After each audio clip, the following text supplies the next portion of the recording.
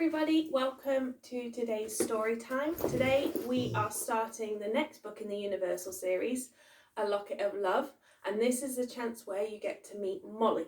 Ready? Chapter 1, Off to See Nana O. As Molly let her head rest against the back of the car seat, her mum in front of her was humming along to a song on the radio. Molly turned her head and watched the world pass by in a blur as they drove along, weaving around the country roads. All the autumn colours flickered red, orange, brown as the leaves floated from the branches to the ground, heralding the approaching winter months. "Mum?" Molly asked. "Yes, love." "Are we nearly there yet?" Molly grumbled. Her mum looked in the rearview mirror at Molly sitting limp on the back seat. "Not far now, love." Molly let out a deep sigh. She knew her mum's not fars meant that it could be 5 minutes, 50 minutes, or even 5 hours away. Molly continued to look out of the window at the hills covered in trees. "I wish Nana O didn't live so far away," Molly muttered to herself.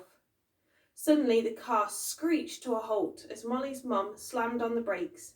Molly was catapulted forwards, but her seatbelt caught her and flung her back into the seat. Molly's mum was already saying harsh words as a pheasant casually meandered out into the road, deciding whether to go forwards or turn and head back the way it came.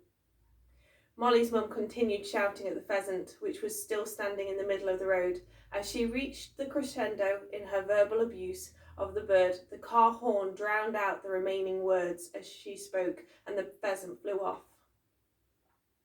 Molly became a statue in her seat, holding her breath. She didn't want to draw any attention to herself, in case she ended up being on the receiving end of her mum's temper. Molly watched the pheasant fly off. Lucky thing, she thought. The car jerked into motion as Molly's mum sped off.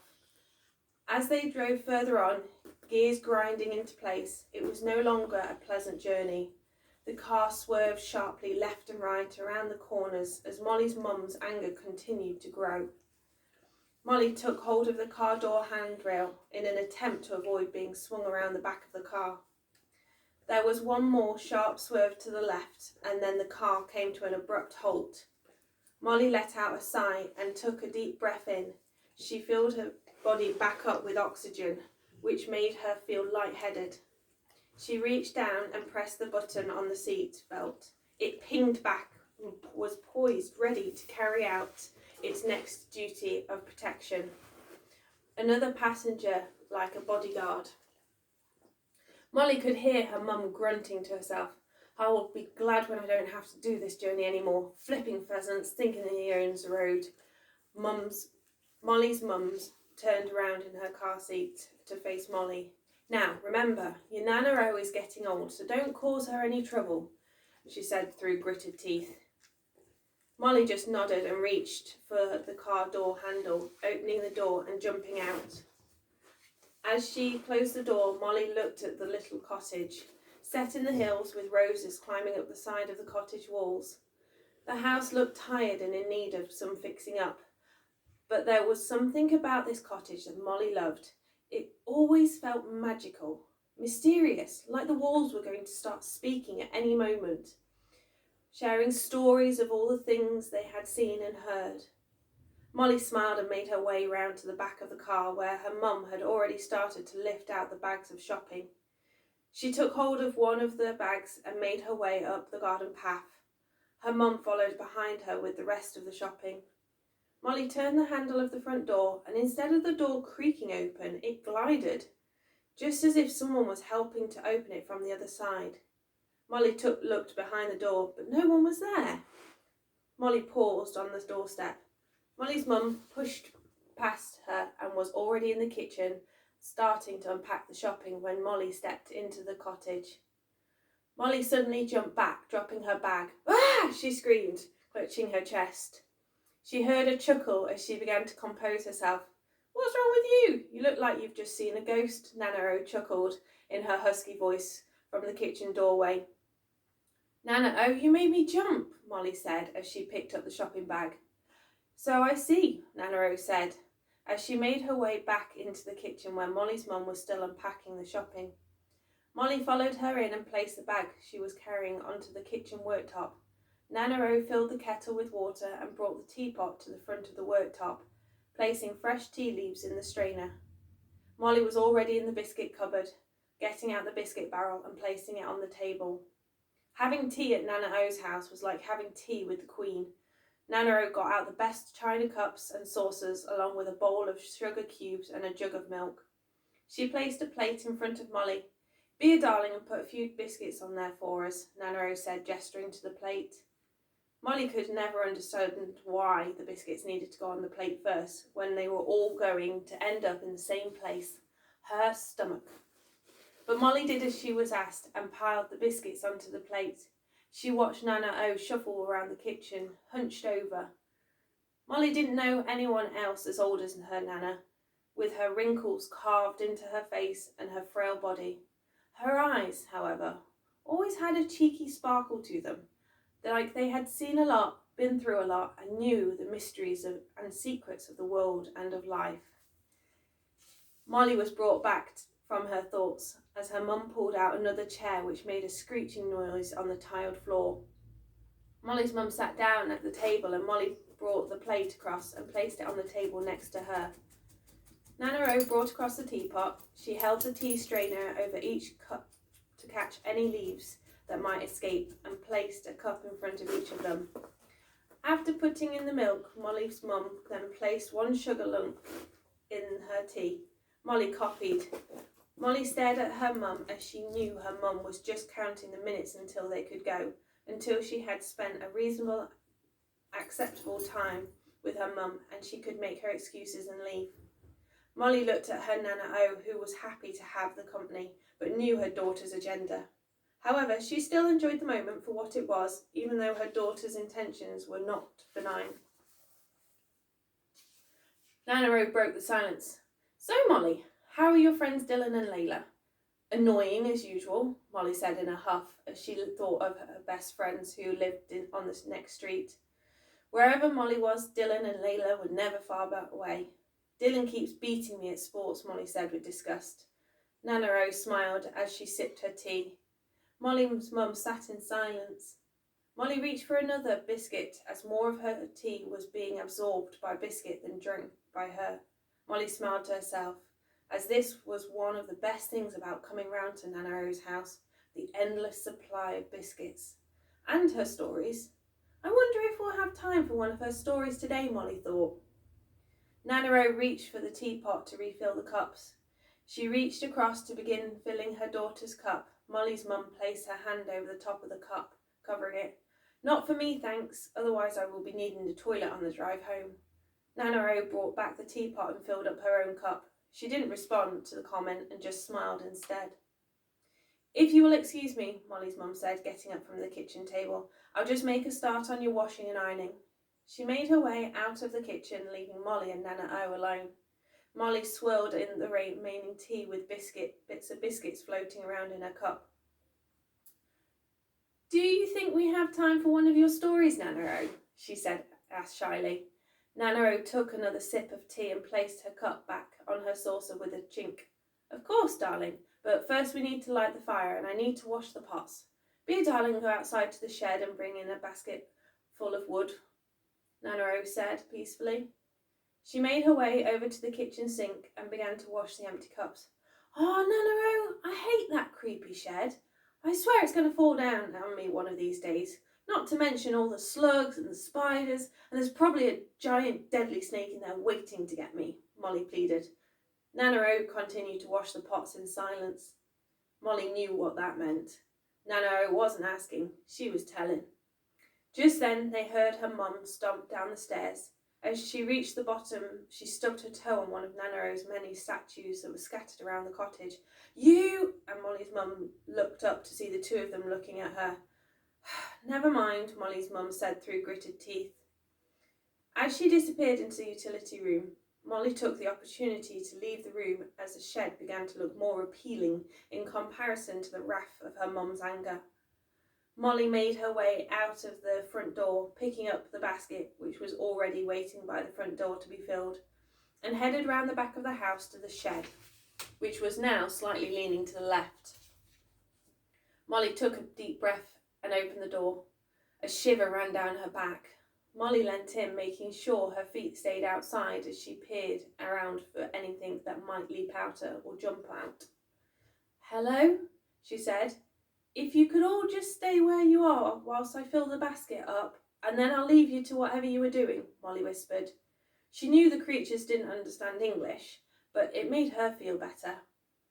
Molly placed the basket just inside the door and started to fill it up as quickly as she could by grabbing as much wood as possible in her small hands. Then she scooped up the basket and ran as fast as she could back to the cottage, flinging the front door open. It made a large bang as it hit the wall. Molly threw the basket into the living room, rubbing and flicking her body as if she was covered in millions of ants crawling all over her. She finished with a big shake. "Ugh, yuck, creepy, grimy shed," she muttered to herself. Nanaro picked up the basket and took the wood across to the fireplace. "Be a darling and fetch yesterday's newspaper from the kitchen and bring it over," Nanaro said whilst she began to place the pieces of wood into the open fire. Molly went into the kitchen as silent as a mouse, trying not to be seen by her mum. She grabbed the newspaper and headed back into the living room at a sprint to where it was safe. Her mum was never as cross when Nanaro was around. Molly passed the newspaper across to Nanaro, who scrunched up the pages and placed them into the fire. With a strike of the match, the fire was ablaze and burning bright. Molly was always amazed by Nanaro's ability to get a roaring fire going so quickly. Nanaro saw Molly's expression of amazement.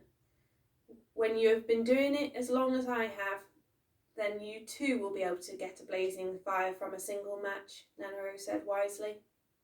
She leant over and reached for the arm of her favourite chair, positioned next to the fire, and let out a sigh as she lowered herself onto it.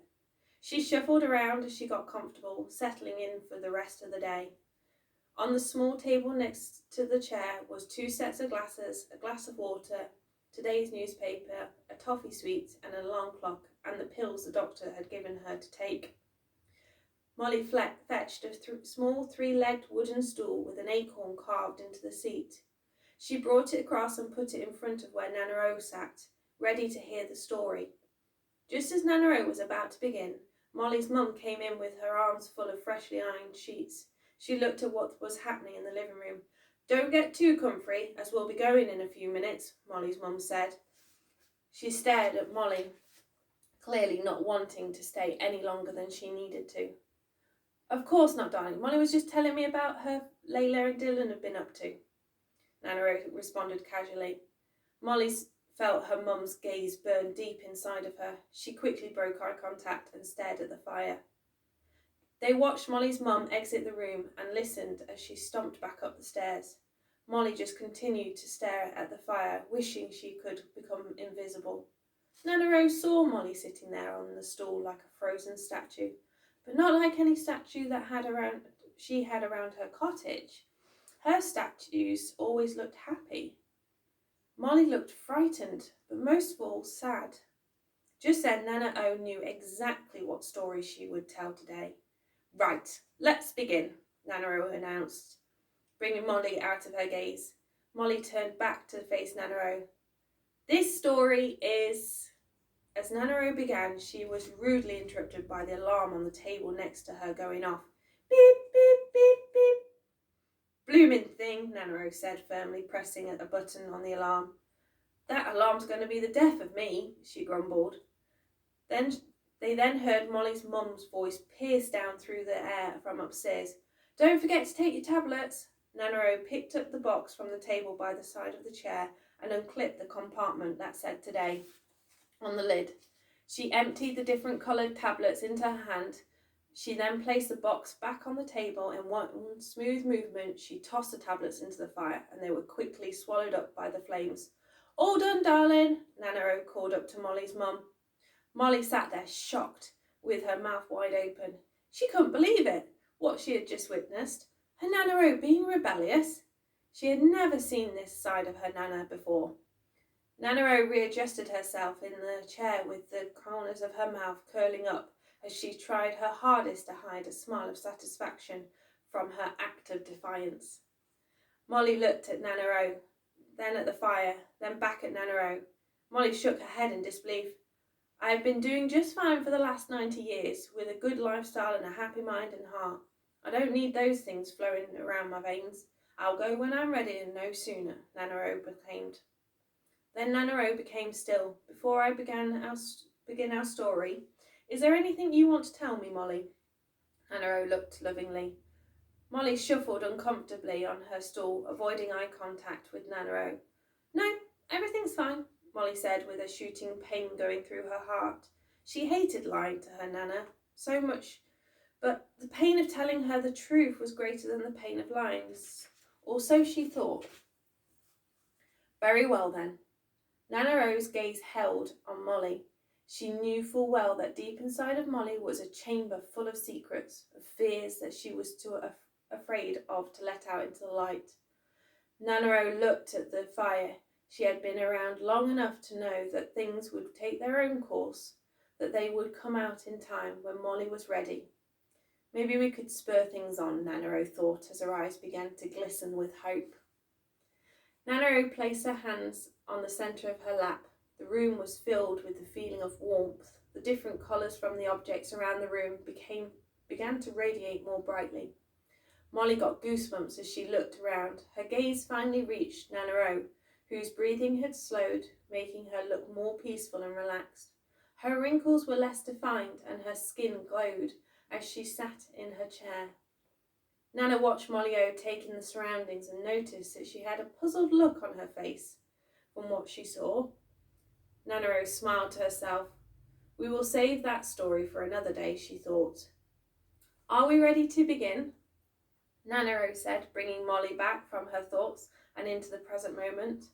Yes, absolutely, Molly said eagerly, waiting to hear where the story was going to take her. Nanero cleared her throat as if she was about to tell the story to every single person in the world. So that is chapter 1. I will see you tomorrow for chapter 2, The Tale That Changed the World.